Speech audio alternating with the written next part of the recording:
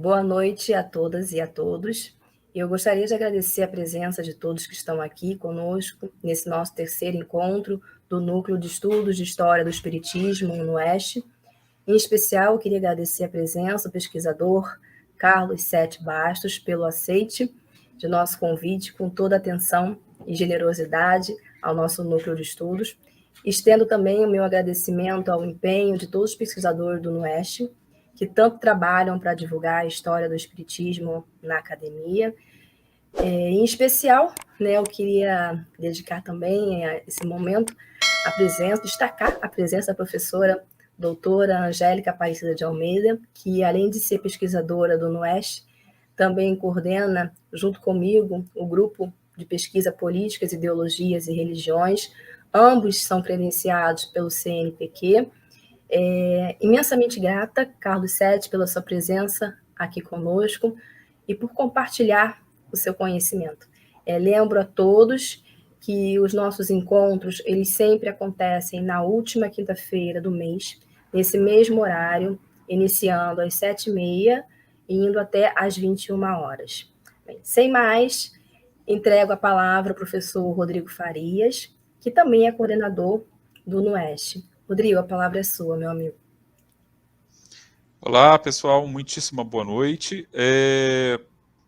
Bom, vamos aqui dar início, né? A nossa colega Angélica, a Adriana, já apresentou, e eu vou apresentar formalmente o nosso convidado desse mês, Carlos Sete Bastos, que, entre várias outras coisas, é criador e responsável pelos sites CSI do Espiritismo sobre História, Ciência e Filosofia. Aliás, o site, eu falei no plural, perdoe-me. É pesquisador também, independente, sobre a historiografia do Espiritismo e, mais recentemente, é autor do livro Espírito sobre Investigação, que dá o título, do nosso encontro sobre hoje. E também, por último, mas não menos importante, é um colaborador, escrevendo artigos de vários, de investigações acadêmicas para o Jornal de Estudos Espíritas. Então, deve ser talvez a primeira vez, desde que os encontros do Oeste começaram, que a gente começou com o pessoal que era estritamente acadêmico, agora estamos pegando também pesquisadores que também atuam, fazem contribuições importantes para a historiografia do Espiritismo, mas que não estão necessariamente trabalhando dentro da academia, e é o caso aqui do nosso Carlos Sete. Então, repetindo o que a Adriana falou, nós vamos até mais ou menos 8h30, com ele expondo, e depois a gente vai abrir para uma sessão de perguntas e respostas, como já é habitual, e aí vamos ter uma interação maior, batendo papo aí com o Carlos sobre os achados dele e outras questões que forem pertinentes ao tema, tá bom? A gente vai recolher aqui, quem quiser perguntar, você pode ir postando aí na seção de comentários, a gente vai recolhendo aqui, e quando chegar essa sessão final, a gente faz uma seleção, unifica as perguntas que forem sobre os mesmos assuntos, para facilitar, mas procurando atender a todo mundo dentro do possível, tá bom? Então, sem mais, vamos ao que realmente interessa. Eu passo a palavra aqui ao nosso Carlos Sete. Eu vou botar você aqui em layout solo, Carlos, e vou também acrescentar a transmissão, o seu compartilhamento, tá bom? Deixa eu botar aqui. Bem, primeiramente, queria agradecer a presença da Adriana, Angélica, Rodrigo aqui conosco para apresentar um pouco das pesquisas que nós realizamos nos últimos anos. É uma felicidade bastante grande estar aqui na companhia de vocês e também de eventuais outras pessoas que estejam nos assistindo. Eu dividi a apresentação em 33 slides, então nós esperamos conseguir fazer todos eles em aproximadamente 1 hora. Eventualmente, eu me entusiasmo, falo um pouco mais em alguns deles, mas nós vamos modulando como a informação, existe muita informação, e eu selecionei algumas, então nada impede de eu cortar outras para a gente ficar dentro do tempo, se é que haverá alguma extrapolação. Então, o título da apresentação é Espírito sob Investigação, resgatando parte da história, que é o resultado, então, dessa pesquisa, que foi colocada, foi disponibilizada no site CSI do Espiritismo. Aliás, são 3 sites mesmo, um com foco em história, outro em filosofia e outro em ciência. Mas o que nós temos trabalhado com mais intensidade é no de história. Então, nós postamos resultados dessas pesquisas lá, mas muitas pessoas solicitaram que houvesse uma consolidação delas para facilitar a leitura. Então, foi por causa disso que nós acabamos fazendo o livro. Mas falando um pouco do background, o que nos motivou a fazer essas pesquisas? Nós tínhamos interesse em 3 recortes temporais. A vida de Kardec, que nós conhecíamos muito pouco sobre Kardec, as biografias existentes, na verdade, tinham como origem uma ou 2 fontes originais e as demais publicações eram simples repetições com pouco acréscimo de pesquisa. Os médiums e os espíritos, né, os espíritos encarnados, os médiuns e os desencarnados que foram utilizados por Kardec para a preparação da doutrina espírita, também tínhamos quase nada de informação. E o pós-Kardec, existiam muitas publicações, mas recheadas de equívocos, né? Então, nesses 3 recortes, a vida de Rivaio até a transformação de Kardec, o período da codificação da doutrina espírita e o pós-Kardec tinha muitas lacunas e equívocos. Porque, como nós dissemos, a maior parte da literatura era baseada em fontes secundárias que tiveram origem em depoimentos verbais ou transcrições, poucas transcrições de periódicos da época. E a maior parte veio, falando sobre a vida de Kardec, de um discurso que Lemarie fez no Congresso Espírita de Barcelona, em 1888. E com base nele, e acrescentando um pouco mais de dados que Henri Sousse colheu na Revista Espírita, ele preparou a biografia de Kardec.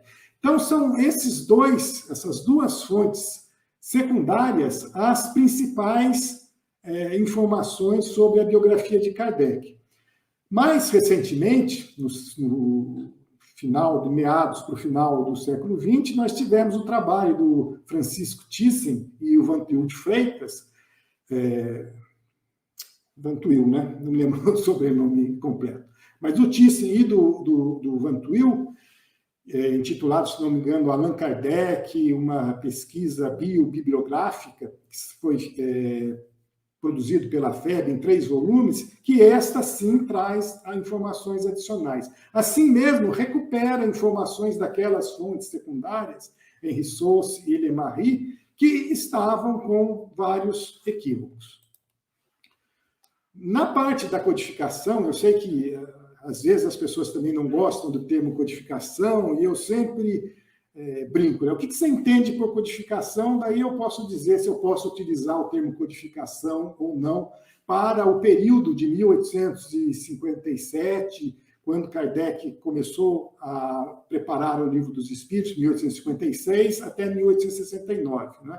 É que algumas pessoas não gostam do termo codificador, com razão, porque Kardec foi muito mais do que um simples codificador. Todo o trabalho que ele fez, né, tinha não só o trabalho baseado na sua metodologia, na concordância universal do ensino dos espíritos, mas aquilo que ele, Allan Kardec, agregou de valor às próprias mensagens. Ele fazia correções, ele sintetizava as informações obtidas dos espíritos. Mas, enfim, nesse período, que eu estou chamando de codificação, apenas para definir essa janela temporal, né, nós não tínhamos quase nenhuma informação, a não ser aquilo que estava na Revista Espírita. Então, nós tínhamos vários médiuns, vários espíritos, mas não nós sabíamos quem eram eles. Né? E o movimento espírita brasileiro usou um romance, uma ficção, que era de Canuto de Abreu, chamado Livro dos Espíritos, Sua Tradição Histórica e Lendária, como se fosse uma fonte de informação fidedigna, talvez porque ele fosse detentor de muitos manuscritos, de muitas cartas trocadas por Kardec com vários correspondentes. mas as nossas pesquisas demonstraram que realmente, como o próprio autor Canuto de Abreu colocou, esse livro era um livro de tradição histórica e lendária, mas não era um livro de história. E sobre o pós-Kardec, como nós dissemos, adiantamos já, né? Existem várias publicações, mas polarizadas apenas por opiniões e não baseadas em fontes históricas. É por isso que levou-se Lemarri a ser conhecido como coveiro do Espiritismo. Nós vamos mostrar aqui que, apesar de algumas falhas na maneira como ele conduziu, principalmente a Revista Espírita, ele, na nossa interpretação, não deveria ser adjetivado como coveiro, como o único responsável, né, pelo declínio da doutrina espírita na França. Fora do mundo acadêmico, infelizmente, muitas publicações continham problemas, porque havia uma confusão, e ainda há, né, alguns livros publicados recentemente, ainda confundem opiniões com provas circunstanciais, né, que são indícios, deduções, testemunhos. Né? Alguém falou, mesmo no século em que viveu Kardec, uma coisa, não necessariamente isso é verdade. É diferente, por exemplo, de uma evidência direta, por exemplo, um registro de nascimento, um registro de óbito, um registro de estado civil qualquer de um determinado personagem que nos garante a origem desse personagem, o lugar onde nasceu, enfim. Esse é um exemplo de evidência direta. E dúvida razoável, como nós tínhamos quando surgiu a polêmica sobre a adulteração ou não de A Gênese e o Céu e o Inferno. Então, nós tínhamos uma dúvida razoável que nos fez fazer uma pesquisa bem mais abrangente daquilo que se conhecia à época do levantamento mais recente da eventual adulteração, que nos levou à confirmação da autoria de Kardec dessas duas últimas edições, da 5ª edição de A Gênese e a 4ª edição de O Céu e o Inferno. E também o desconhecimento da historiografia baseada em evidências, da historiografia baseada em ciência. Com isso, eu quero dizer que um eventual testemunho, às vezes polarizado, descontextualizado, né? Uma informação anedótica, quer dizer, pontual, isso não deve ser a fonte para se criar a historiografia. Você precisa ter uma contextualização completa. Por isso que é baseada na ciência, baseada em várias evidências. É como quando eu também eu comento que retirar um trecho, como muitas pessoas às vezes fazem, da obra de Kardec, colocar num bannerzinho bonitinho para transmitir aquela mensagem, aquilo descontextualiza completamente o que Kardec eventualmente queria dizer. Então, a historiografia tem que ser baseada num contexto maior, assim como qualquer texto tem que ser analisado, né, numa amplitude muito maior. Quem estuda apenas uma das obras de Kardec, ou algumas das obras de Kardec, perde muito do que se estivesse estudando todas elas, estudando a Revista Espírita, se conseguisse ver como o pensamento de Kardec evoluiu de uma edição, por exemplo, para outra.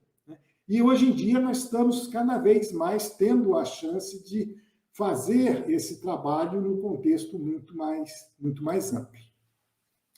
Então, a nossa proposta era estudar a doutrina espírita sobre a perspectiva histórica. Sobre a perspectiva filosófica, é claro que a importância do médium para a doutrina espírita, conforme colocou Kardec, ela é muito menor do que a concordância universal do ensino dos espíritos. Então, nessa escala que nós colocamos aqui, a concordância é muito melhor, muito mais importante do que a mensagem de um único espírito.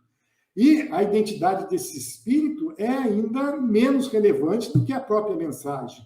E do intermediário, que foi o médium, deixa de ser a mais importante. Coisa que no Brasil, às vezes, está invertido, né? Às vezes o médium ou o espírito são mais importantes do que a mensagem em si. Sem falar que a concordância, universal do ensino dos espíritos não é buscada aqui, principalmente no movimento espírita do Brasil. Mas mesmo considerando, do ponto de vista filosófico, a importância do médium como não sendo a maior, nós vemos que, com Kardec, no Livro dos Médiuns, que é importante o médium, porque ele tem a influência na comunicação. Então, no Livro dos Médiuns, nós temos a influência do espírito pessoal do médium. E nós temos um exemplo, além da própria concordância universal do ensino dos espíritos, não usar o médium B na primeira edição do Livro dos Espíritos conforme obras póstumas. Isto foi colocado numa consulta que Kardec faz a Hahnemann, se não me engano, se para a revisão do Livro dos Espíritos ele poderia utilizar esse médium. E Hahnemann diz, não, este não, tanto que ele utiliza depois Celina Jafé. Nós não sabemos a identidade desse médium B, evidentemente, não temos mais elementos que nos ajudem a fazer a identificação.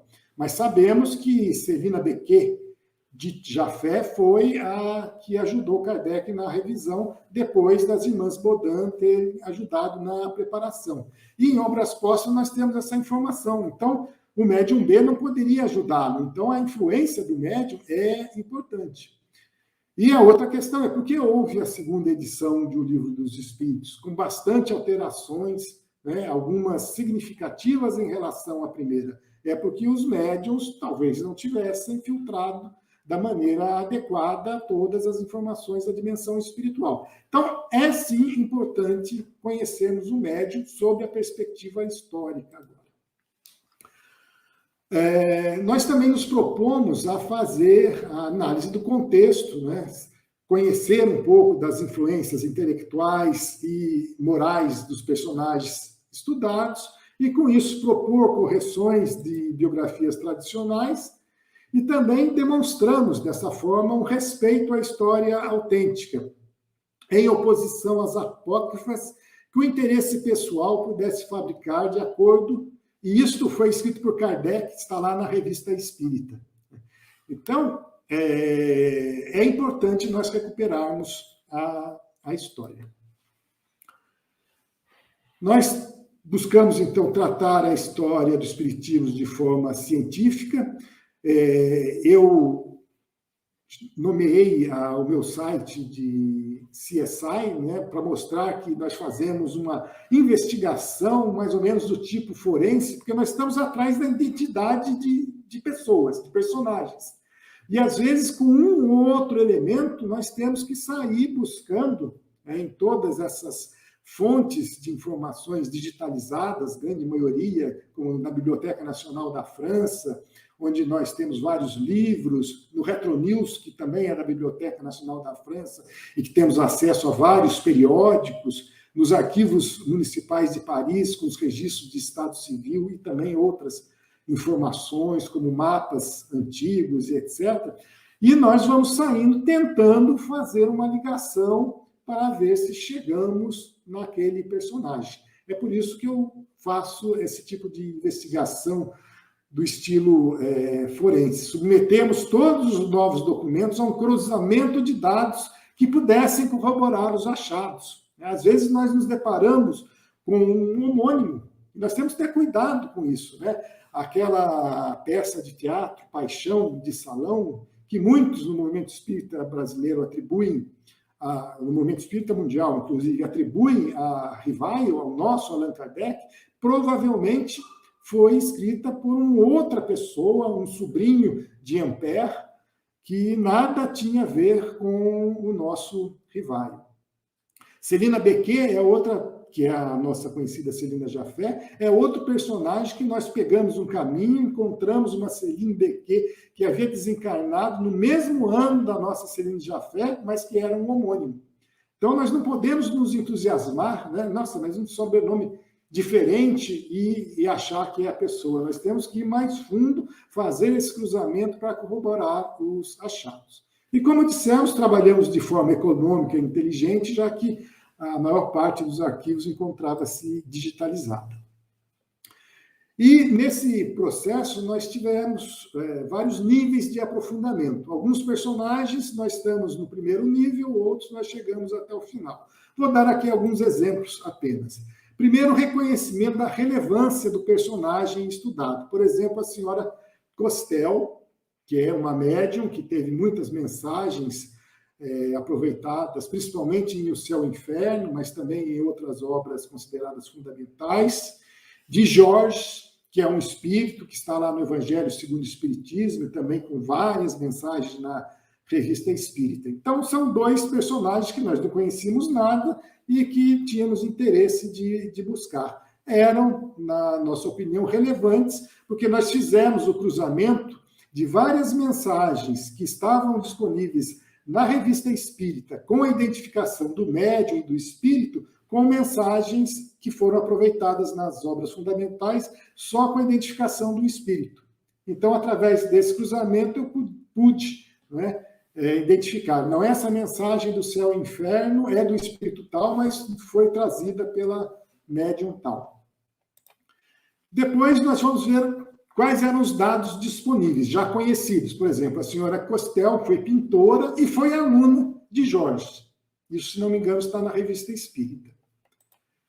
Numa terceira etapa, nós buscamos a identidade. Nós fizemos essa pesquisa intensa e chegamos que a senhora Costel, na verdade, se chamava Ea Guillaume Letier, que tinha sido casada com o senhor Lescaut e que aproveitou, né, as letras do sobrenome do marido, embaralhou para não ser identificada e aparece, então, na codificação como senhora Costel, mas ela é a senhora Lescaut. E Jorge, que foi professor da senhora Costel, era Louis-Henri Georget, que desencarnou em 1857, ano da primeira edição do Livro dos Espíritos. Era pintor também.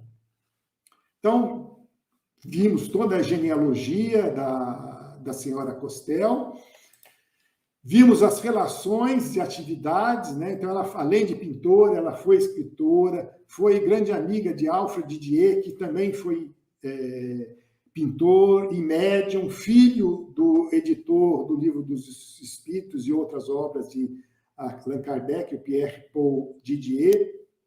E, finalmente, trabalhar um pouco na personalidade. Na nossa interpretação, ela tinha um comportamento resistente, né? Ela tinha as suas opiniões, bem, mesmo que equivocadas, né? Ela não dava muito braço a torcer. Mas esse trabalho com relação à personalidade dos médiuns é alguma coisa que ainda precisa avançar nessas pesquisas.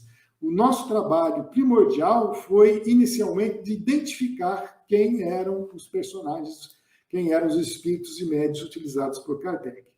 E aqui apenas comentarei brevemente quais foram os problemas associados nessa pesquisa. Nós sabemos que o reconhecimento óptico de caracteres, que é o OCR, às vezes dificulta a busca, né? Então você vai dar um Ctrl F para buscar num documento digitalizado, você não encontra, mas você tem que ter a manha de saber que tem esses tipos de problemas e buscar outras formas de diminuir esta dificuldade.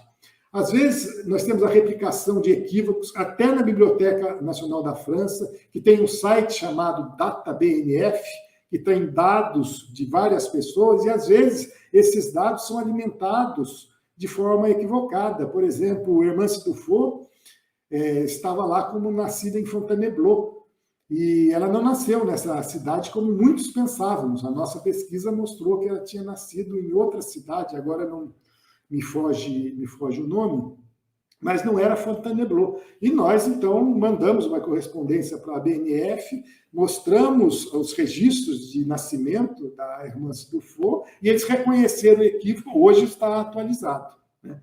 Mas você tem que estar sempre naquele modo de questionar o que você está vendo, né? Você tem que questionar a fonte, mesmo que ela possa parecer tão confiável quanto a Biblioteca Nacional da França.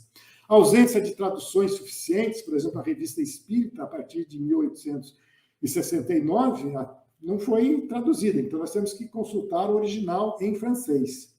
às vezes equívocos de transcrição, edições da Revista Espíritas, que Kardec depois consolidou na forma de coleções e fez alterações, né? Isso nós sabemos porque uma revista, sabemos por vários motivos, mas um dos que me ocorre agora é numa revista de 1858, se não me engano, ter o endereço da Rua Santana, que foi só depois de 1860. Então, Kardec atualizou quando fez a coleção, quando juntou todos os meses de um determinado ano e fez determinada coleção. Confiabilidade de mapas, né? Eu estou fazendo um trabalho, comecei a publicar hoje, né? E até uma colega brincou, achei interessante, né? Ela falou anacronismo de endereços, né? Porque muitas pessoas, por exemplo, Rua de la Harpe, 117, foi o primeiro endereço de Kardec em Paris. E às vezes as pessoas podem ir na Rua de la Harpe, aliás, não vai achar esse número porque ela já foi encurtada, né? Ela mudou,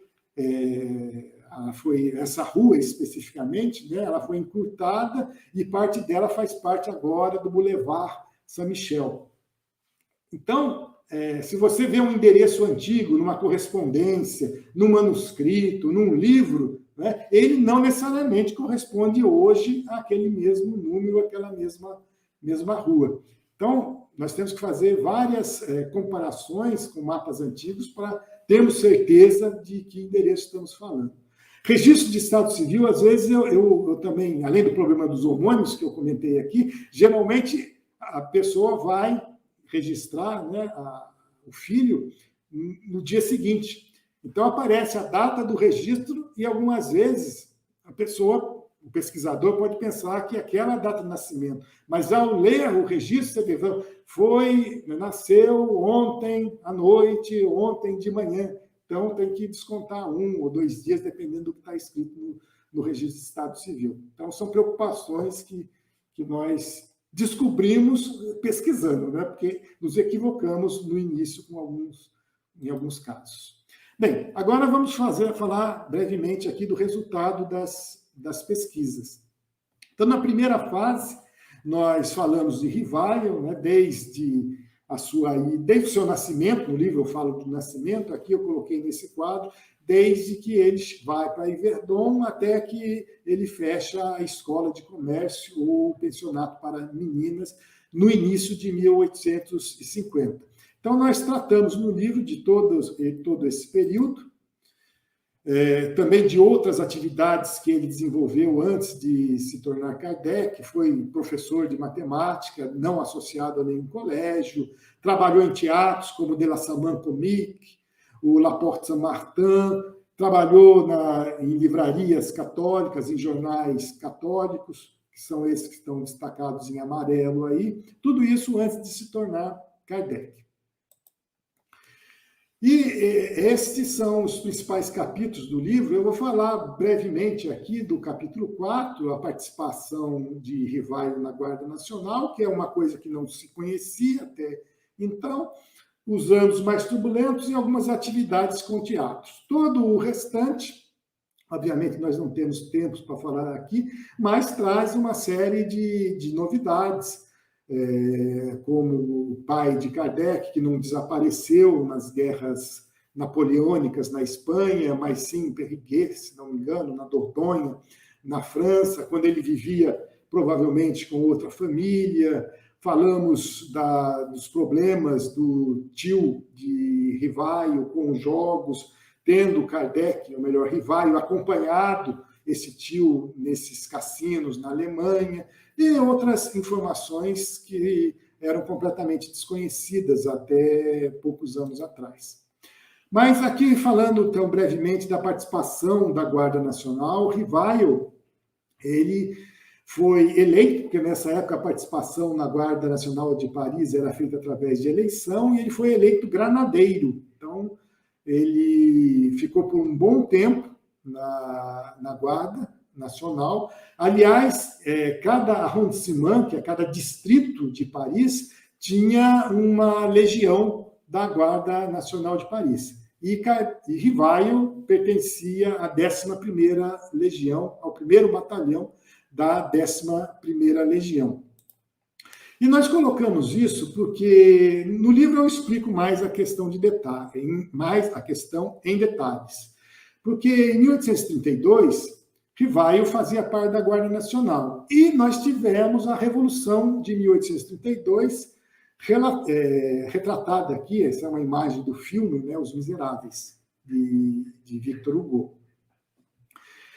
E em 1832 nós tivemos várias mortes, e a pergunta que poderia se fazer é: Rivaio, como integrante da Guarda Nacional, teve alguma atuação neste conflito? Nós chegamos à conclusão que sim, que ele estava em Paris, mas não necessariamente participou do conflito, porque a legião em que ele estava lotado pertencia à região sul de Paris, né, à margem esquerda do Rio Sena, que é o sul de Paris, onde ele morava, onde ele tinha o colégio na rua de Sèvres. E a maior parte dos conflitos, principalmente aqueles que resultaram em algumas mortes, aconteceram na região norte de Paris, na margem direita do Rio Sena. E nós vemos também na correspondência que alguns alunos do Instituto Rivaio, conhecido também como Liceu Polimático, trocaram com seus pais, e que nós colocamos naquele livro, né, contando o cotidiano do Instituto Rivaio. Nós vemos que Rivaio estava completamente envolvido com as suas atividades pedagógicas, mesmo na época da Revolução de 32, que estava ligado também àquela grande epidemia de cólera que aconteceu em Paris na época. Aqui também é outro documento, agora não é mais inédito, porque eu já fiz algumas lives, já publiquei no livro, né, que é o certificado de detenção, o documento de detenção de Rivaio, em 1844. Né? Então, ele esteve detido, foi para a prisão. Nós não sabemos exatamente o motivo, ou seja, foi bem antes de se tornar Kardec, aquela prisão que aparece no filme, de alguns anos atrás, ela então não está precisa em relação aos fatos, porque ele foi preso, ou foi detido por menos de 24 horas, ou no máximo 24 horas, no ano de 1844. Nós especulamos no livro quais as razões, talvez relacionada à mudança de endereço, né? Porque, como nós dissemos, cada batalhão, ou cada legião estava associada a um arrondissement. E Rivaio tinha mudado para um outro endereço que corresponderia, então, a uma outra legião. E, provavelmente, ou talvez ele não tenha avisado, e isso tenha sido motivo de detenção. Apenas como curiosidade, nós vimos lá os estatutos da Guarda Nacional de Paris na época, e se você abandonasse o posto antes da hora, a penalidade seria de 2 dias de detenção. Então, foi algum fator menor que o abandono do posto antes da hora. Mas, de qualquer forma, está aí o certificado de detenção em 1844. Depois das atividades nos liceus, né, ele teve, então, primeiramente, uma escola de primeiro grau, na Rua Richer, depois Rua Rocher, depois na Rua Vaugirard, o pensionato para meninos, que ele mudou para a Rua de Sèvres, e depois de um hiato lá com outras atividades, inclusive na companhia de seguros e etc., ele foi para esse pensionato de meninas e escola de comércio, e foi obrigado a fechar, e depois se dedicou um pouco a atividades com teatros, aqui no de la Saman Comique, né, que é esse teatro aqui, que nós podemos ver nesta imagem. Nós encontramos, com a ajuda do colega Charles Kemp, trabalhamos muito ligados, porque algumas informações não estão digitalizadas e precisa fazer visita presencial, e sempre que possível nós acionamos o colega Charles Kempf, que nos ajuda de uma gentileza muito grande. E encontramos, então, o contrato de formação desse teatro, na verdade, com um colega de Rivaio, que foi o diretor, e com as funções, né, uma espécie de estatuto, com as funções de Rivaio, que era uma espécie de tesoureiro ou caixa desse teatro. Então, não tem nada a ver com como se fosse responsável pela bilheteria ou outras atividades, como, às vezes, algumas biografias ou alguns sites informam. Ele foi controller no sentido de ser tesoureiro ou caixa e também contador desse teatro. Essa atriz, muito bonita, nós colocamos aqui, porque ela foi muito famosa na época, e disse, né, também é uma especulação, que depois que Rivaio já tinha abandonado os teatros, né, o novo diretor, ele acabou permitindo que as atrizes se prostituíssem na frente do teatro. E uma delas seria esta Sara, né, uma atriz que viajou para as Américas, esteve aqui no Brasil, onde, aliás, sofreu um acidente e ficou com um problema na perna, que acabou levando-a a falecer anos mais tarde na França, né?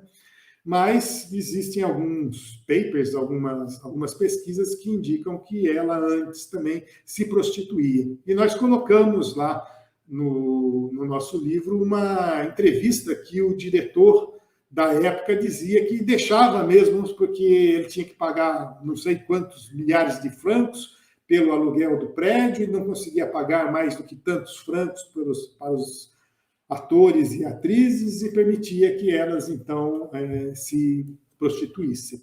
E alguns sites, por exemplo, alguns sites católicos que contêm biografias de Kardec, mas cuja intenção é apenas difamar Kardec, né, acabam dizendo que ele foi conivente com essa situação, o que não é verdade, porque temporalmente estão em tempos diferentes. Cronologicamente estão em janelas temporais diferentes.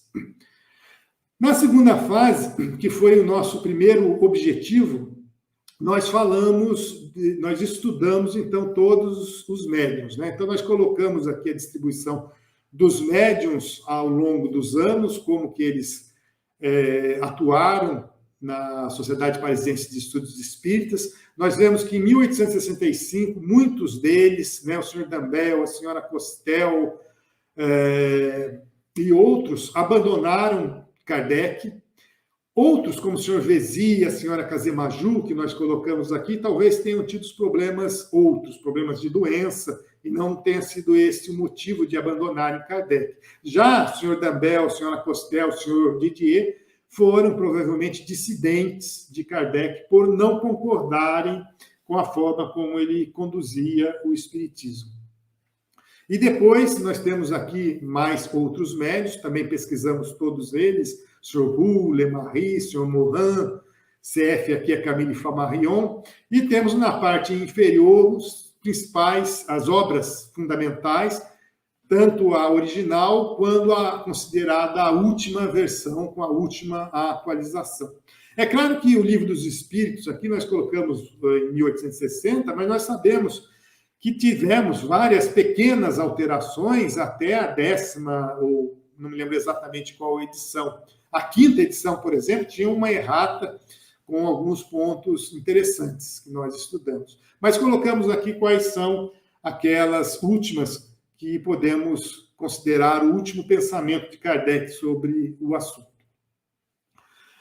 Aqui vamos falar, então, brevemente sobre as Irmãs Baudin. Nessa segunda fase, nós abordamos todos esses capítulos, todos esses personagens, falando desde o início do envolvimento de Kardec ou de Rivaio com as mesas girantes, falamos da senhorita Jafé, do senhor Rose, da senhorita Coué, do senhor Dambel, que foi o único médium que trouxe mensagens de Erasto e que teve um fim trágico, né? Ele se suicidou. Enfim, todos esses personagens são tratados, mas nós vamos falar aqui apenas das irmãs Bodin e de alguns espíritos de O Céu e o Inferno. Esta imagem que eu gosto muito, porque se você vê a fonte, nós colocamos, nós disponibilizamos essa informação tanto no site quanto no livro, né? Do site em que nós encontramos esta foto de cerca de 1865, 1866, ela está com uma qualidade muito boa, né? E se você consegue ampliar, a tal ponto que você consegue ver detalhes, como, por exemplo, aqui é uma loja de sapatos. Essa é a Rua Lamartine, onde morou a família Bodin, né?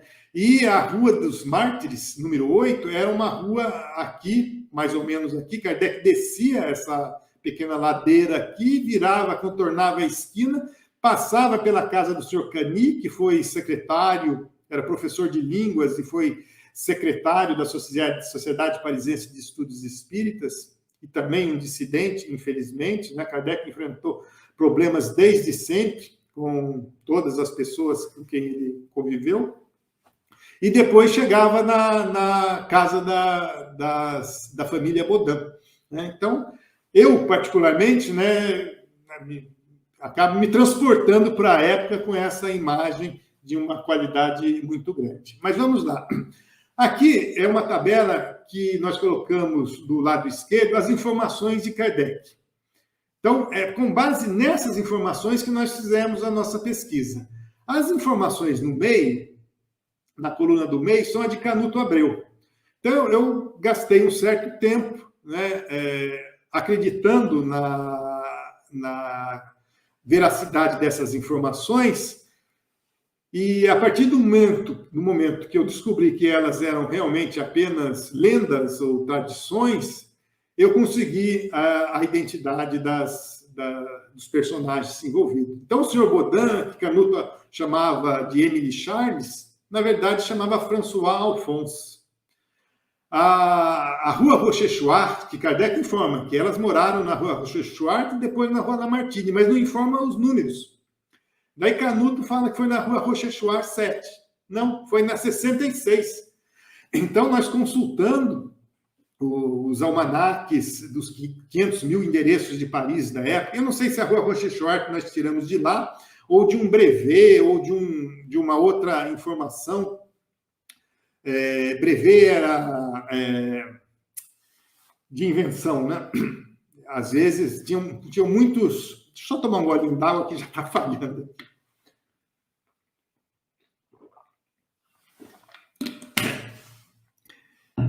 Então, tinha alguns dos brevets de invenções. Muitas pessoas na época, inclusive Kardec, né, tinham invenções e se tinha um brevet que era registrado e lá tinha o endereço da pessoa. Então, nós descobrimos que era Rochechouart 66, a Rua Lamartine também não era 21, é 24. Kardec nunca informou o nome da segunda irmã. Nós tínhamos a Caroline Bodin, que na verdade chamava Catherine Caroline Bodin, e a outra irmã que Kardec se refere apenas como Senhorita Bodin, e se chamava Pelagie. E elas não tinham 16 e 18 anos, mas 28 e 30 anos em 1857. Não se dispersaram para a Ilha de Reunião, lá no Oceano Índico, na costa leste, né, da África, mas sim naquelas cidades próximas a Paris, na chamada Grande Paris. Todas essas informações foram baseadas em evidências diretas, em fontes primárias, né? Então, nós temos os registros de óbito dessas irmãs. Elas, por exemplo, se casaram, conforme Kardec falou, em fins de 57, na verdade, em 13 de agosto de 1857, conforme esses registros de casamento das duas irmãs, que nós também disponibilizamos aqui. Eu acho que eu não disponibilizei no livro porque, enfim, é muito detalhe, né? Falando agora, já que faltam apenas 15 minutos para encerrarmos, de alguns espíritos que pesquisamos. Esse primeiro, à esquerda, é Lapomeré, que foi um médico homeopata, está lá em Céu e Inferno, se não me engano, como um espírito endurecido.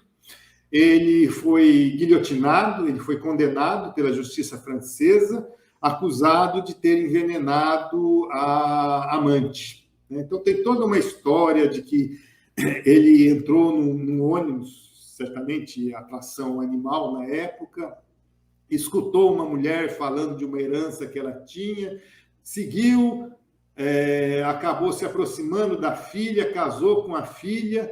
Talvez, não foi por causa disso que ele foi guilhotinado, talvez tenha envenenado a sogra e para pegar o dinheiro daquela herança, mas viu que era pouco, daí faz uma proposta para a sua amante de pagar um seguro de vida enquanto ele ministrava lá uma substância para ela parecer que ficava doente, e ele argumentava que a companhia de seguros ia aceitar fazer a compra novamente da apólice, pagando um valor mensal que seria inferior se ela viesse a desencarnar. E depois ele, então, pararia de ministrar o veneno, né?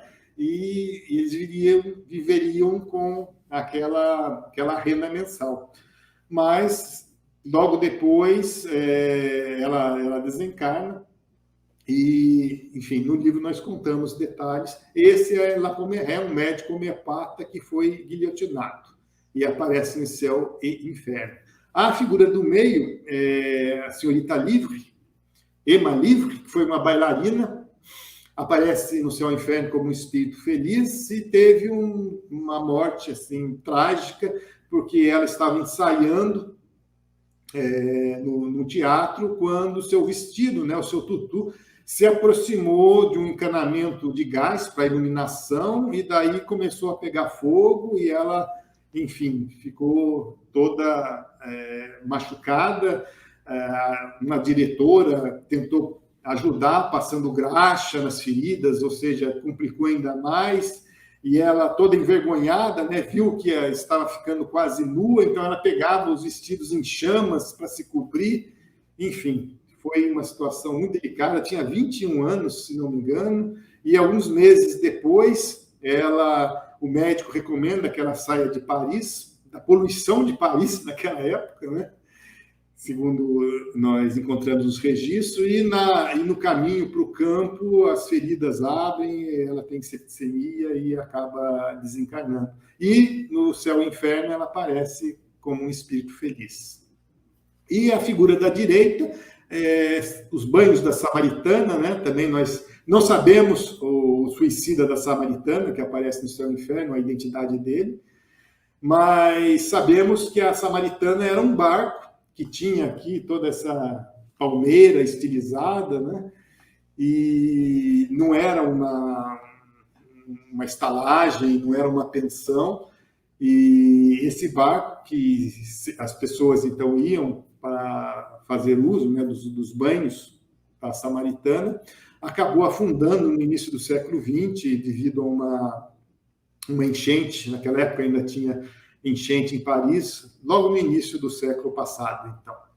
Então essas são informações, né, que nós pesquisamos e trazemos. Na terceira fase, nós não vamos falar aqui, mas a Sociedade Parisiense de Estudos Espíritas conviveu com a sociedade anônima, né, até muito tempo depois. Então, acreditar a Lemarie, todas as mazelas da doutrina espírita pós-Kardec, né, é uma maneira equivocada de atribuir, né, todos esses problemas a um só personagem. A Sociedade Parisiense também se desviou no final da sua existência, como nós demonstramos. Então, nessa terceira fase, nós falamos da ciência versus a moral, nós falamos do processo dos espíritas, que foi muito polarizado, né?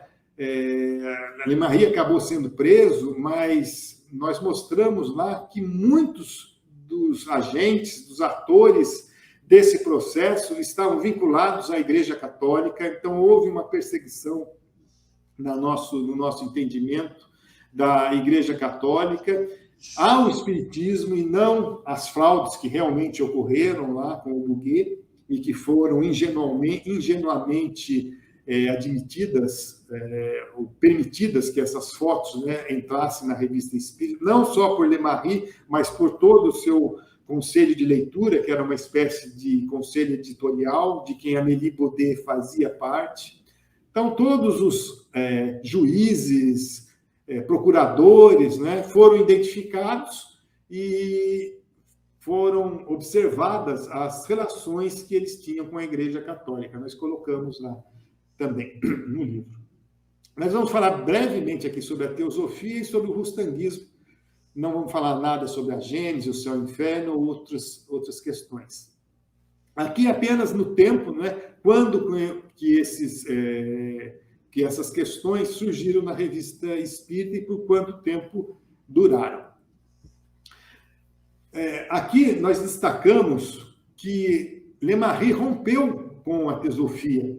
Aqui, num trecho que ele assina pela equipe de editorial, que foi publicado em 1885, mas se refere a meados de 1884, ele diz: queridos teosofistas, lamentamos de dizer, conquanto fiquemos gratos por sua visita fraterna, vocês não nos deram mais do que a velha ladainha.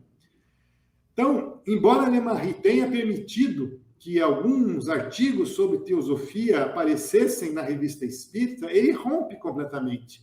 E hoje, às vezes, a gente vê opiniões, né, publicadas em artigos e livros dizendo que Lemarie era teosofista e etc. e tal. Deu espaço, mas se redimiu, né? Alguns podem admitir podem dizer, né, que o mal já estava feito, mas paciência, né? O rustanguismo, a Revista Espírita deu espaço, assim como o Lei Espiritismo. Aqui nós colocamos a primeira página do Lei Espiritismo, se não me engano, esse é realmente o primeiro exemplar, ano 1, número 1. E falando que está dando espaço a René Caillet, que era um rustanguista, para publicar os seus artigos, e que eles não se responsabilizariam, mas abriam espaço, como livros pensadores, né, para todo tipo de pesquisa. A mesma coisa que a Revista Espírita, algum tempo depois, faz, conforme vemos nesse lado direito aqui. E para quase terminar, nós temos um capítulo no final do livro, que nós não exploramos muito, mas que publicamos depois no outro site, que está disponível para quem quiser, né? Falando sobre o que aconteceu com a Sociedade Parisiense de Estudos Espíritas, que abriu espaço para o imortalismo. Então, a ideia do imortalismo é a crença na sobrevivência da alma, mas prescindindo da crença em Deus e da necessidade de oração. Então, alguns desses personagens, inclusive os últimos presidentes da Sociedade Parisiense de Estudos Espíritas, como o Cheynot ou Émile Blanc, que são esses dois últimos aqui, eles eram imortalistas, ou seja, eles falavam claramente, né, que prescindiam da oração e não focavam, não se preocupavam em provar ou não, em acreditar ou não em Deus.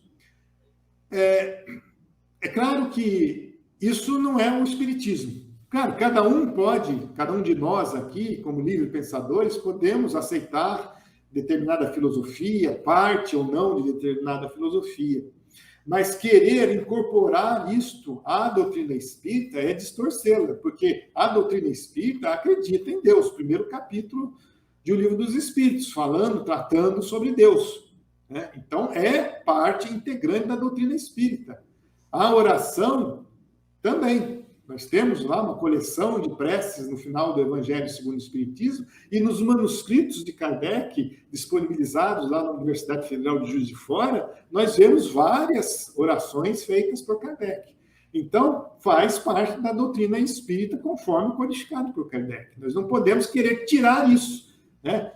Cada um de nós podemos aceitar ou não aceitar um determinado ponto. Eu, por exemplo, sempre menciono que tenho dificuldade entender a influência dos espíritos nos fenômenos da natureza, conforme está no Livro dos Espíritos. Então, eu guardo isso daí para um momento em que talvez novas revelações ou a ciência venha demonstrar alguma coisa nesse sentido.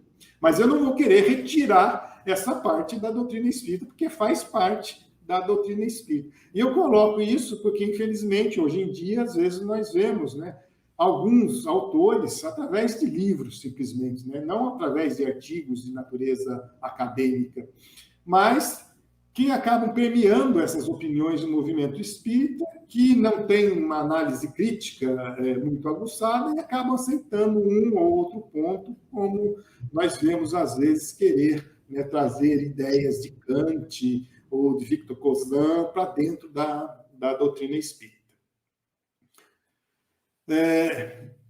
Então, o que falta para nós fazermos, né? Traçar um perfil psicológico dos personagens identificados. Nós não temos o skill, né, necessário, porque aí nós precisaríamos de psicólogos, talvez, para nos ajudar nesse tipo de análise, mas é um campo interessante de pesquisa. E outros que nós não vamos detalhar aqui, como os recursos das hipotecas, né? Nós vemos que a Sociedade Anônima ruiu depois que vários testamentos foram anulados, mas em cada testamento, antes da anulação, né, permitia que se fizesse hipotecas. Então, como foram aplicados esses recursos? Será que Lemarri utilizou algo em proveito próprio? E são informações que a gente ainda precisaria pesquisar. Pulando aqui para o item 4, outro ponto importante é a dissolução da Sociedade de Estudos Espíritas, que não é a Sociedade Anônima, nem a Sociedade Parisiense de Estudos Espíritas, é uma que sucedeu à Maison dos Espíritos, des Espíritos, e que na época dos nazistas, né, teve um quadro, vários quadros, mas um bastante interessante, no meu entendimento, que é um quadro grande de Monvoisin, do pintor Monvoisin, que retrata Kardec. Então, tem toda uma descrição muito, muito legal desse quadro e que foi perdido. Nós entramos em contato com uma associação, que eu acho que está no Reino Unido, para a recuperação desses quadros, mas nós precisamos de ter informações sobre a sucessão da sociedade para ver quem eram os herdeiros, para esses herdeiros entrarem junto ao governo da França para tentar recuperar esse quadro. Então, é um outro ponto que está paralisado, né? O Charles Kemp tem nos ajudado, mas é alguma coisa que nos interessa bastante. E, para encerrar, esse é o nosso livro, né? Está físico disponível no CCDPE, mas está em e-book na Amazon também. E tem o site do Luz Espírita, onde você pode encontrar esse capítulo bônus. É só buscar Espírito sob Investigação, capítulo bônus, alguma coisa no portal Luz Espírita e vai encontrar. Era isso. Nossa, 8h30 exatamente. Obrigado pela paciência.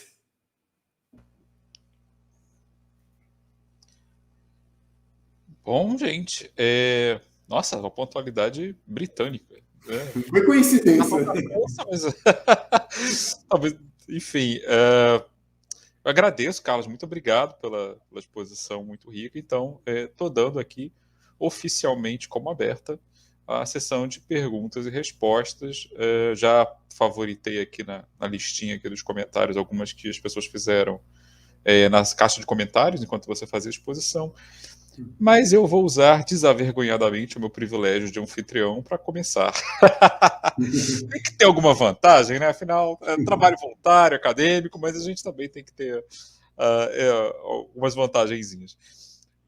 Bom, primeiro, né, você apresentou muitos dados, realmente uma exposição bem densa, mas dá para ver que você falou também, além de apresentar a pesquisa empírica que você fez, que é muito rica, mas você fala também como um insider, né? Você fala como de dentro do movimento espírita, não apenas como alguém que de fora o analisa.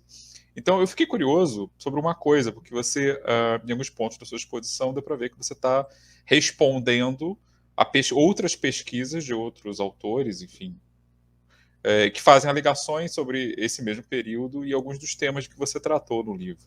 Então, a primeira coisa que eu queria falar, antes de entrar, tem alguém aqui nos comentários fez até perguntas mais específicas sobre essa questão da Gênese e tal, a gente daqui a pouco pode tratar disso, mas é o seguinte, como é que você percebe, estando dentro do movimento espírita, como tem sido a recepção a pesquisas como a sua? Porque eu sempre tive a impressão de que essa história meio tradicional que você falou lá no início, das fontes secundárias, de coisas, de romances que são considerados levantamentos históricos, né? Essas confusões que você falou lá no começo, que assim, elas pareciam meio que canônicas, né? As pessoas simplesmente foram levando, foi passando de uma década para outra, aquilo virou meio que uma... É como acontece no cristianismo com as tradições da igreja, né? Que se imortalizam e viram uma coisa que ganha vida própria, independentemente de como possam ter surgido. Você tem sentido que tem havido mais interesse pela história do espiritismo propriamente? Ou, não sei, talvez não, porque essas polêmicas que têm surgido nos últimos, talvez, 5 anos, talvez seja isso, muito pouco tempo, talvez tenham causado um interesse maior, ou não sei. Como é que você analisa isso da sua perspectiva de um insider, né? De quem está de dentro do movimento espírita? Os espíritas têm realmente se interessado mais pela sua própria história? Já temos controvérsias de fato? Ou isso ainda é para um grupo restrito de nerds de história dentro do movimento? Como é que você percebe isso? Eu não vejo interesse nenhum do movimento espírita, nem das pessoas em geral, nem daqueles que se destacam, excetuando-se um ou outro personagem atual, né? Mas nós não vemos assim, muita mobilização, muito interesse na história. Por outro lado, nas polêmicas, sim, né? Porque nos parece que isso é mais atraente, né? Discutir. E essas discussões, né, como nós dissemos, são baseadas apenas em opiniões, não em fatos. Né? Uma característica do site que eu passei para o livro pode, para as pessoas que têm interesse na pesquisa, verão que tem centenas de notas de rodapé com links onde a pessoa pode consultar o documento. Então, nenhuma afirmativa, né, uma ou outra. Aliás, esse capítulo bônus que eu não incluí no livro, deixei de fora, justamente porque eu me permiti uma opinião. E dentro do livro eu não coloquei opiniões, eu coloquei apenas os fatos. Né? Então,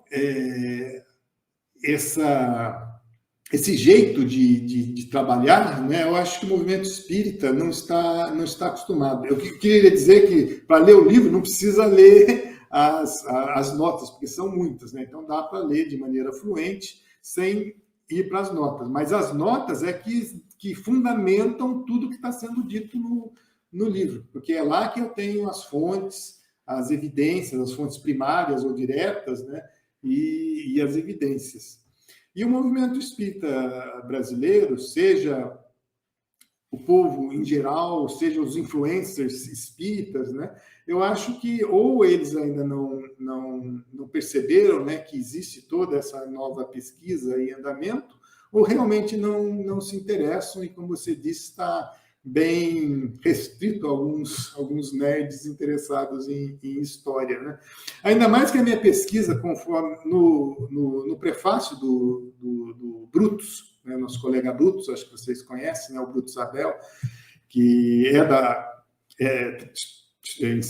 professor do ITA, né, do Instituto Tecnológico de Aeronáutica de São José dos Campos, mas é um colaborador da Universidade Federal de Juiz de Fora, através do projeto Allan Kardec. Né?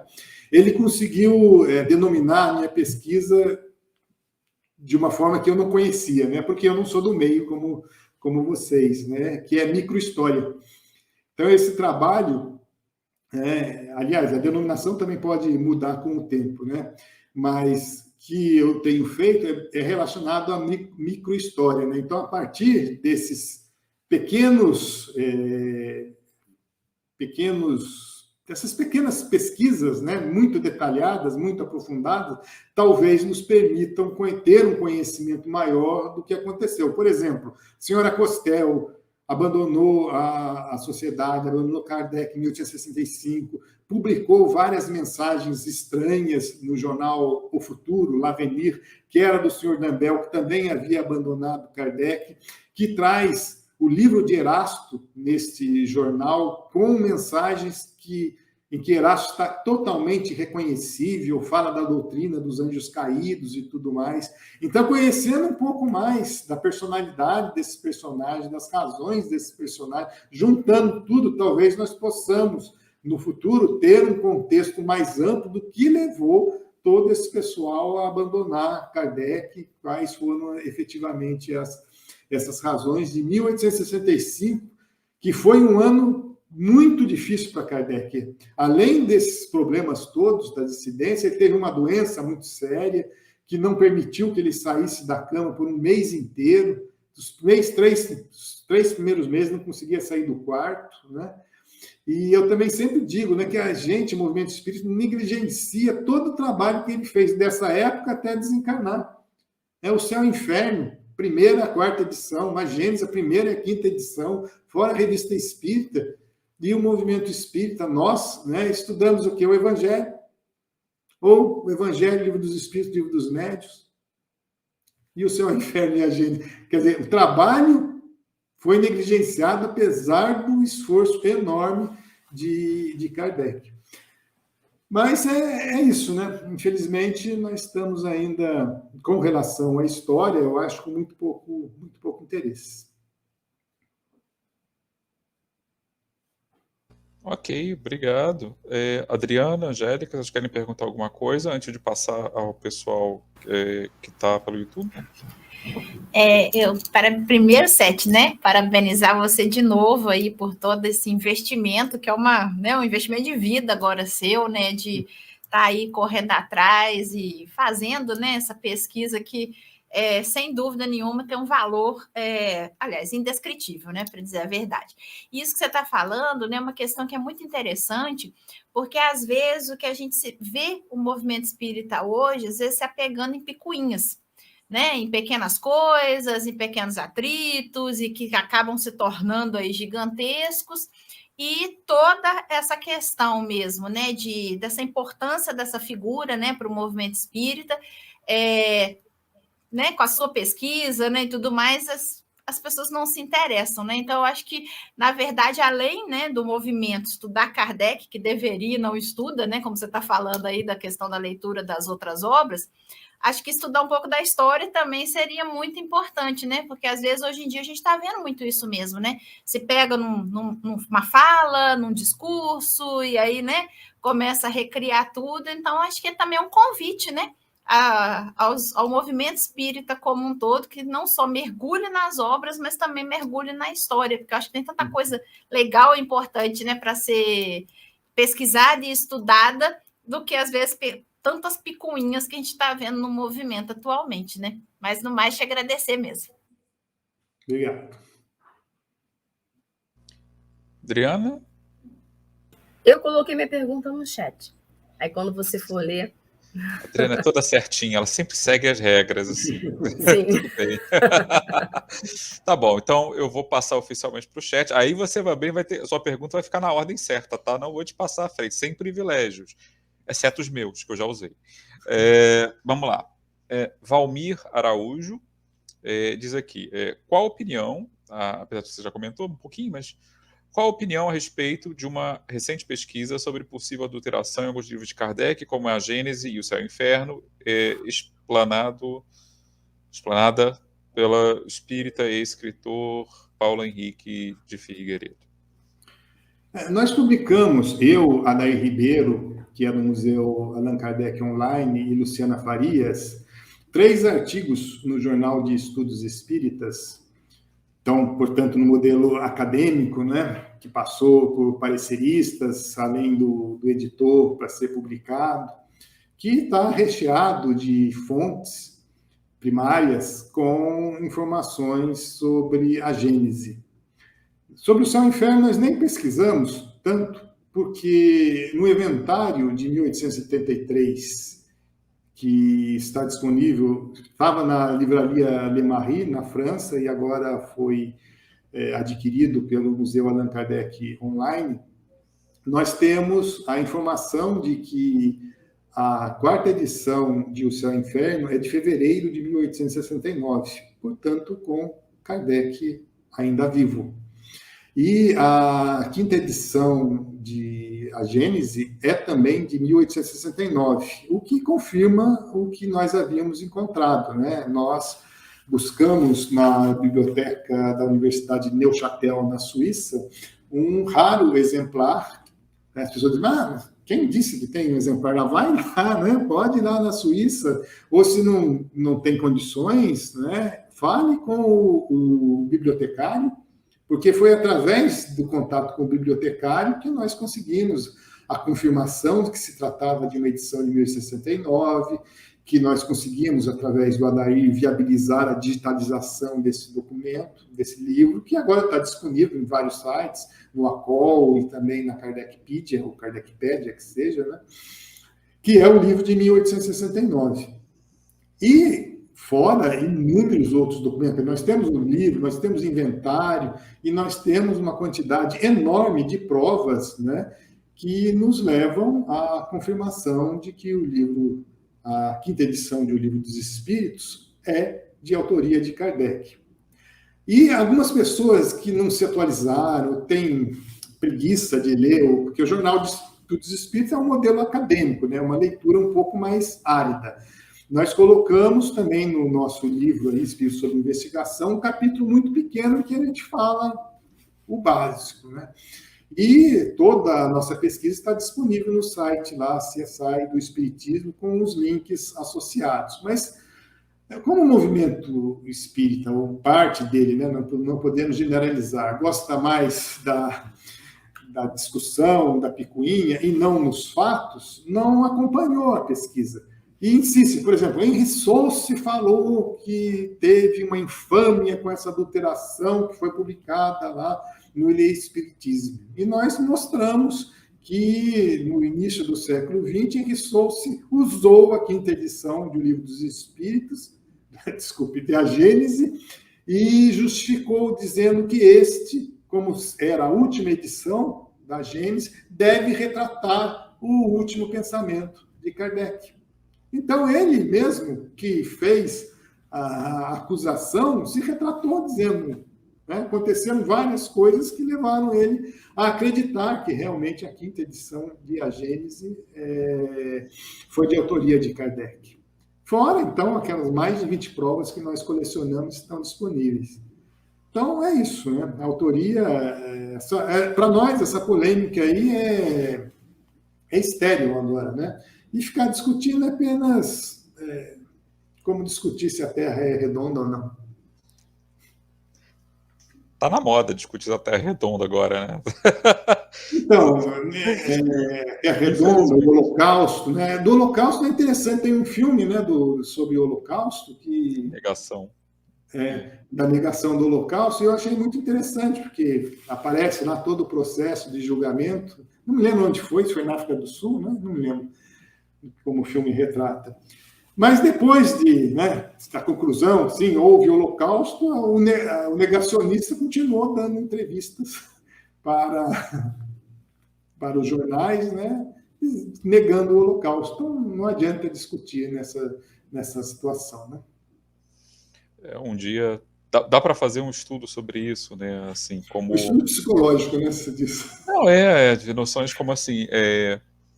ideias sobre história podem ser objeto de guerra tribal dentro de movimentos, né? Isso acontece na política, acontece na religião, enfim. Isso é super comum. Bom, então, agora mais um comentário, não uma pergunta, um comentário, está aqui do nosso colega Marcelo Gulão. Marcelo! Está se referindo a um ponto que você falou, né? Provavelmente a entrevista com o espírito do Dr. Xavier, na Revista Espírita de março de 1858, foi modificada pelo próprio Kardec na coleção consolidada. A parte que você falou das alterações, né, entre a edição da Revista Espírita e a versão que aparece depois consolidada. Aí ele diz, completa, seria interessante ter acesso às primeiras edições das revistas espíritas. O que você teve acesso às primeiríssimas edições ou só às consolidadas? O que está disponível online, por aí? Online, todas as revistas espíritas estão disponíveis no site Retronews, da Biblioteca Nacional da França. Você pode assinar, tem algumas facilidades, ou não. Eu não assino, porque eu consigo fazer as minhas pesquisas, eu já sei exatamente, porque você tem que ter umas manhas para saber qual que é o endereço das revistas espíritas. Então, eu assinei por um período, sei exatamente onde tem a informação, e é muito fácil, porque do lado esquerdo, no menu, aparece lá separando por períodos, por exemplo, de 1850 e pouco até 1890, ou até 1900, de 1900 a 1950, ele divide em períodos, daí você abre, você pode escolher o ano, daí você abre, você pode escolher o mês, daí você pode localizar, se não tiver aqueles problemas de osselização que nós comentamos, você pode selecionar, encontra a informação que você quer. Só que está tudo em francês, obviamente, mas hoje, quem usa... Eu não domino o francês, conheço um pouco de tanto fazer a pesquisa, mas isso não impediu nada. Usa o Google Translate, você consegue fazer digitalização por imagem com celular e faz a tradução do francês, então isso não impede. Claro, se você vai usar para um estudo mais profundo, aí você pede a revisão de quem conhece, mas você consegue caminhar muito bem por tudo canto. Agora, nessas revistas espíritas, no Retronews, não está claro se faz parte de uma coleção ou se é a original. Você tem que... Não tem essa informação de forma clara. Existem alguns outros sites, se não me engano, a Federação Espírita do Paraná também disponibiliza várias revistas espíritas, e alguns museus, como eu tenho o prazer, a sorte, a felicidade de ser amigo do Adair Ribeiro, e ele tem várias revistas espíritas, algumas de coleção e algumas que não são de coleção. Então, a gente pode consultar lá. Mas é claro que alguns indícios você pode ter para ter certeza de que é coleção ou não. Como, por exemplo, a referência a alguns endereços, a repetição da mesma capa. Enfim, é difícil, mas em alguns casos dá para fazer essa identificação. Eu uso basicamente o Retronews, é o melhor site de consulta das revistas espíritas, principalmente depois da morte de Kardec, porque na Kardecpedia você tem todas elas em português, para consultar o conteúdo, digamos assim, não a questão histórica, mas como foi desenvolvida a doutrina espírita nos seus múltiplos aspectos, a Kardecpedia é uma ótima ferramenta. Ok. Próxima. Agora sim, ela, nossa intrépida líder, Adriana Gomes. Haveria a possibilidade de você nos trazer mais informações sobre o processo criminal que envolveu Lei-Marie? Olha, haveria. Tem muita informação no livro lá, mas vou só dar um exemplo. A Bert Fropp, que, na minha análise psicológica também, sem ser psicólogo, era um pouco impulsiva. Ela, no seu livro Beaucoup de Lumière, Muita Luz, ela disse que Lei-Marie foi condenado e não se preocupou em fazer nenhuma apelação, nenhuma instância.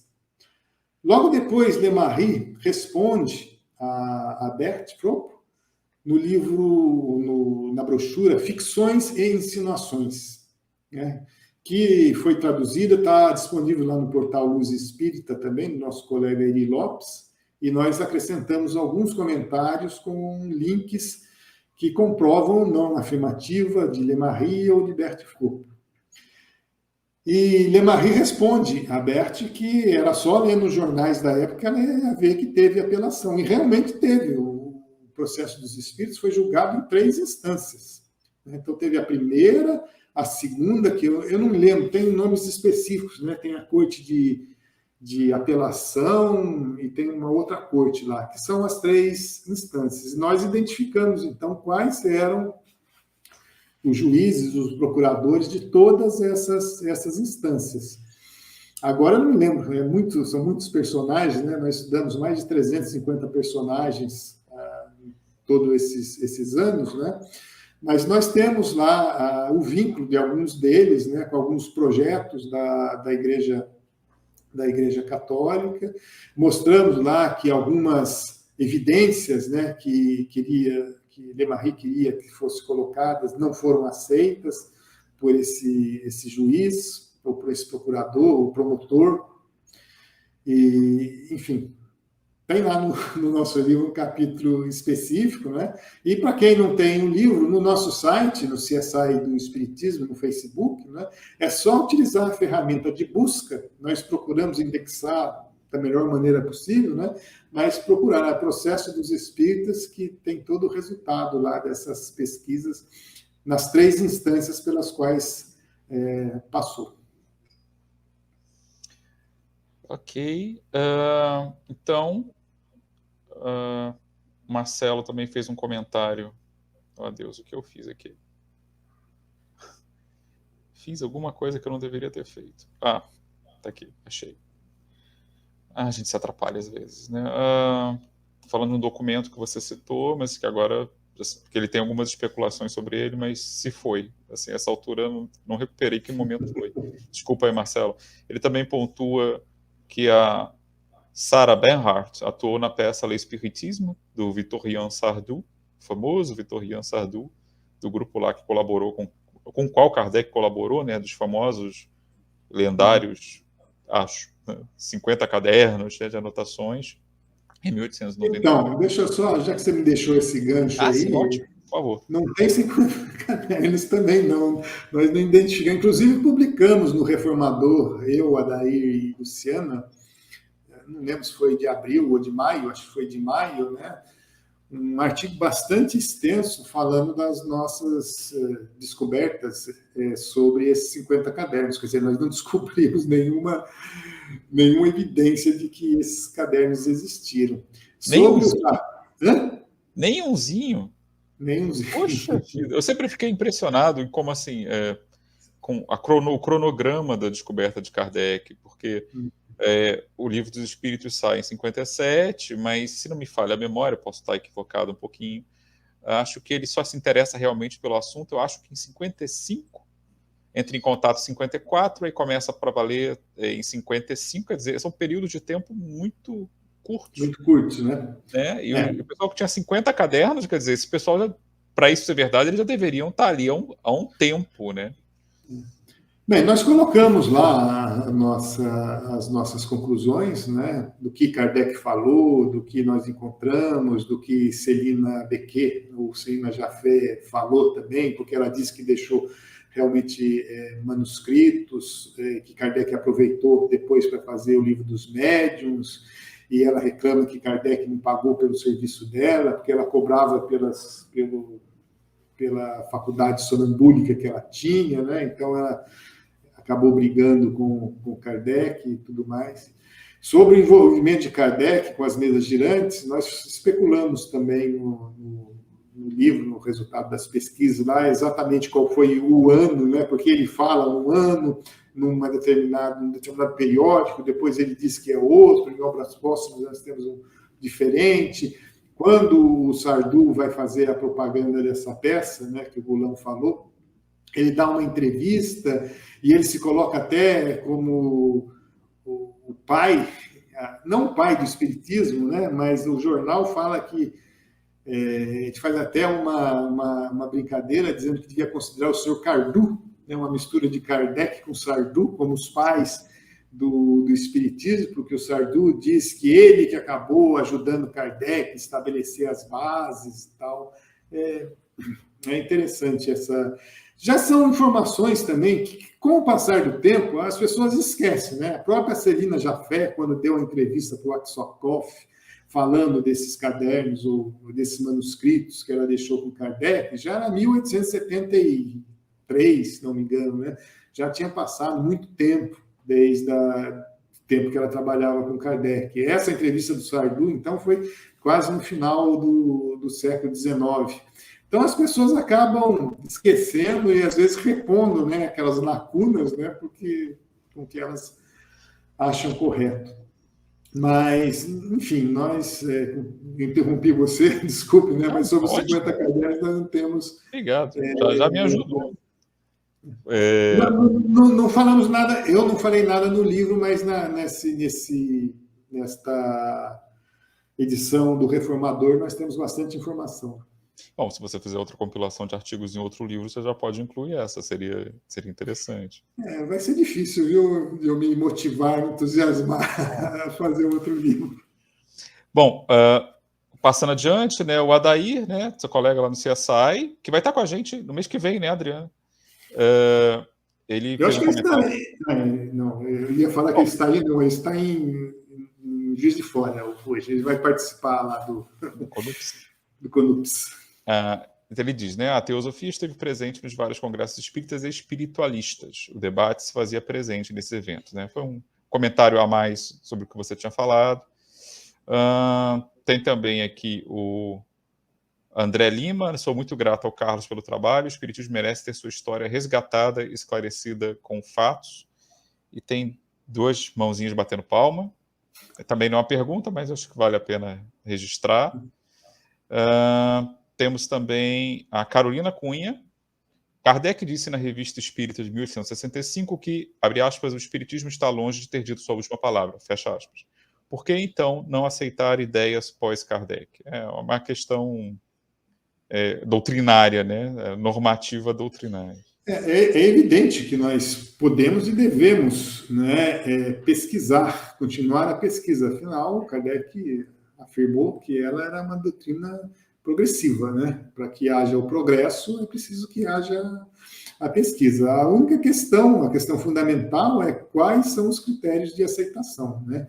A concordância universal do ensino dos espíritos parece que hoje em dia não dá para utilizar mais, né? Porque se um médium num lugar falar uma coisa, alguns segundos depois, em outro lugar, a pessoa já está sabendo em qualquer lugar do mundo, né? Então, uma das propostas, né, que é aquela que o Alexandre Fontes da Fonseca, do Jornal de Estudos de Espíritos, defende, e que eu apoio, é utilizar essa ferramenta, né, do modelo acadêmico para que sejam colocadas artigos, né, com os respectivos estudos, para que possam ser debatidos. Por exemplo, nós fizemos 3 artigos sobre a questão da não adulteração de agênese. Não apareceu nenhum artigo que viesse a contrariar aqueles achados, né? Então, fica aí um bate-boca, opinião, post de Facebook, livro, isso não importa, né? Vamos para um ambiente adequado, um ambiente acadêmico, seguindo as regras, passando por pareceristas e tal, e publica fazendo a oposição àquilo que foi achado. Depois se faz a réplica e assim por diante. Quando se obtém o consenso, né, o próprio movimento espírita vai poder aceitar ou não determinado aspecto sobre a doutrina espírita, daí incorporando ou não ao movimento espírita, a doutrina espírita, né?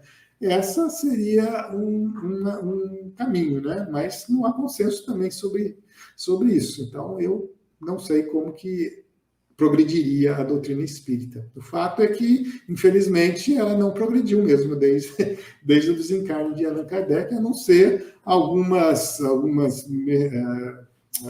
informações de origem mediúnica aqui no Brasil, mas que não tenha corroboração de outros espíritos, outros médiuns e assim por diante, né? Isso lembra um pouco, já que falamos do Adair, né, da questão do Torteroli, né, de tentar criar uma sociedade acadêmica espírita e que realmente as pessoas seguissem certos métodos para discutir certos assuntos, né? Um pouco pelo que você está falando, entendi, você está propondo resgatar um pouco esse espírito lá de trás, que, enfim, acabou se perdendo um pouco aí pela história nos últimos 100 anos, mas que parece que está ensaiando, né? A gente vai discutir isso com o Adair, né, no mês que vem, um possível retorno através do resgate dessas figuras que operaram nessa linha de pensamento. Eu não me dediquei e nem pretendo, uma questão de gosto, né, ao movimento espírita brasileiro, né? Torteroli é um personagem relevante, né, mas eclético, né, e polêmico também. Então, mas é interessante nós conhecermos ele com mais profundidade, né? E o livro do Adair sobre o Torteroli é realmente fundamental para essa pesquisa, para esse entendimento. Eu vou correr um pouquinho aqui, porque a gente já são 9h02, né? Não quero que ninguém perca o sono por minha causa, embora o tema valha a pena. Assim, o André Lima, novamente, pergunta: Carlos, após esses estudos sobre a trajetória do espiritismo, tem algum outro tema específico, espírita, né, que você pretende pesquisar? Além daqueles que nós colocamos no final da apresentação, né, eu acho que o perfil psicológico dos personagens seria um ponto interessante, mas nós precisaríamos de ajuda para fazer isso. Fora isso, eu tenho feito algumas pesquisas menores, digamos assim, por exemplo, como eu comentei no início, né, verificando os endereços em que Kardec e eventualmente outros personagens viveram na França, e principalmente em Paris, como que locais correspondem hoje em dia, mas isso não é assim, tão relevante assim, é mais uma diversão para mim fazer essas pesquisas em mapas antigos e fazer comparações e coisas do gênero, né? Eu tenho o site dedicado à filosofia, né? E também à ciência. Eu gostava muito da pesquisa com relação à ciência, né? Analisei vários artigos, inclusive do Alexander, de vários outros grandes cientistas, podemos dizer assim, né? Para entender melhor, né? Porque é tudo na linguagem acadêmica, né? E coloco nesse site de uma forma mais interessante. Eu acho que existem muitos experimentos que podem ser feitos, né, com relação, por exemplo, à precisão mediúnica, à reencarnação, no âmbito, a efetividade do passe, né, que existem um ou outro estudo, né, mas ainda não convergiu, né, para uma aceitação maior ou não. Então, esse aspecto também é interessante. Mas como ele estava assim, embrionário ainda, eu resolvi partir para a história, porque eu achava que não ia ter polêmica, né? E teve várias polêmicas, como a questão aí da Gênesis, né? Que acabou me desgastando muito, né? Mas eu não sei, não tenho muito mais ambição de pesquisar novos aspectos da doutrina espírita. O nosso colega Marcelo, né, falando ainda do processo dos espíritas, pergunta se a ligação da ordem moral com os ultramontanos ou com o jornal L'Univers. Espero que eu tenha pronunciado direito, que meu francês está mais do que enferrujado. Certamente com o jornal tinha alguma ligação com os... Certamente não, mas eu acho que tinha alguma ligação com os ultramontanos, sim, né? A livraria era de um ultramontano, a livraria do senhor Pelegot, que era a livraria de Lyon, e tinha uma sucursal em Paris. Né? Mas eu não cheguei a pesquisar, não. Pesquisei um pouco sobre a ordem moral, né, que também foi outro elemento, né, que acabou combatendo, obviamente, o espiritismo, mas eu não sei dizer, não.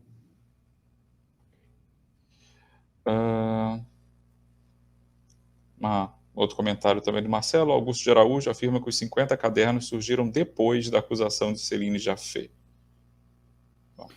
Então, a Céline, ela disse, né, que ela deixou alguma coisa para Kardec. Deixou alguma coisa. E a origem dos 50 cadernos, né, estaria no grupo da Céline Jaffe, que vem lá desde 1849 ou 1850, quando o barão de Gudenstup forma um grupo, né, com uma americana, não sei se é americana ou francesa, mas que viveu lá na região de Nova Orleans, que agora me fugiu o nome. É uma personagem que eu tenho algumas suspeitas de quem seja, mas eu ainda não sei exatamente, e que formou esse grupo com a Céline Jaffe, o senhor Roustan, que era o relojoeiro, mas era também o magnetizador da Céline Jaffe, e com o senhor Gudenstup. Depois em 1850 e pouco, ele teve outra versão com outros personagens, né?